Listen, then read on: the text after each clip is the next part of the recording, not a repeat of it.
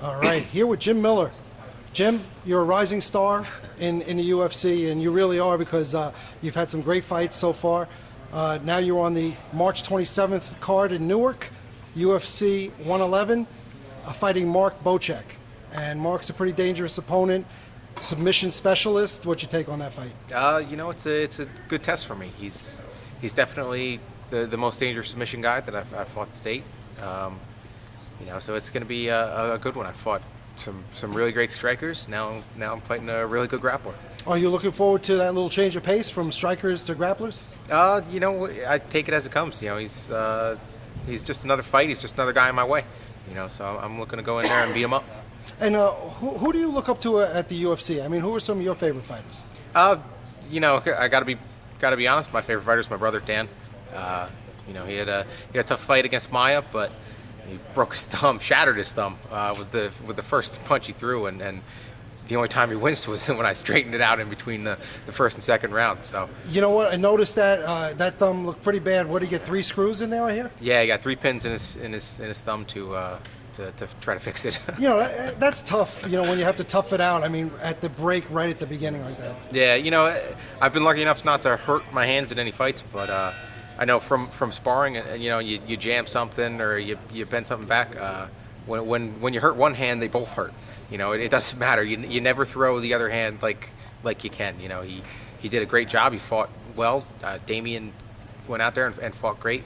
But Dan has better striking than he showed in that fight, and you won't hear from him, but you'll hear from me because I know what he's capable of, and that was a tough situation. Yeah, no, you could tell. It was easy to tell right away that the thumb was definitely something wrong. Not sure, was not aware that it was that bad until afterwards. No, yeah.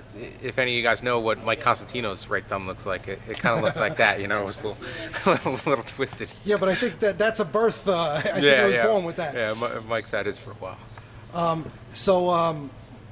Tonight, this weekend you have Nogueira versus Kane. What do you think about that fight? I think Kane's gonna have the control to beat him up.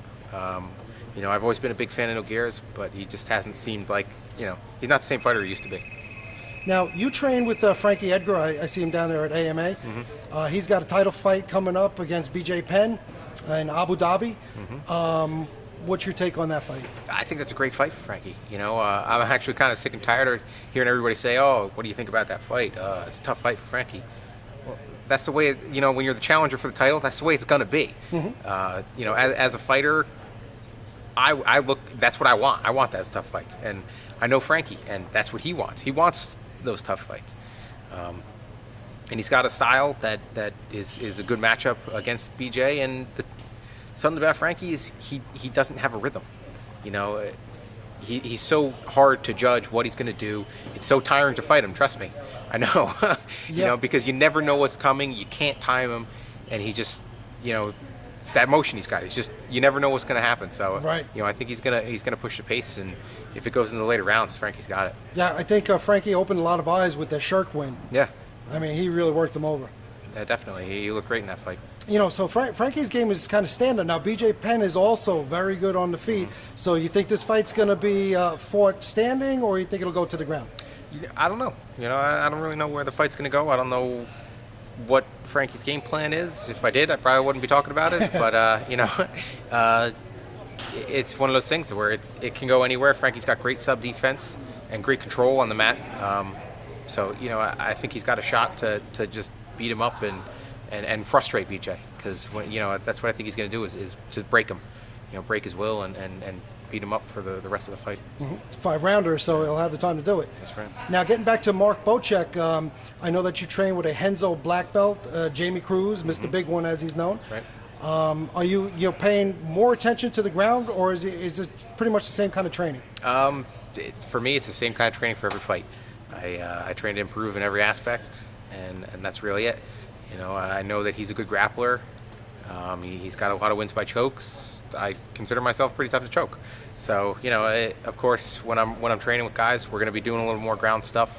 But I'm not going in here and strictly training my ground game or strictly training sprawl and brawl. I've got too much room to improve in every aspect of the game. So I'd feel like an idiot if I missed out on improving in other aspects of the game.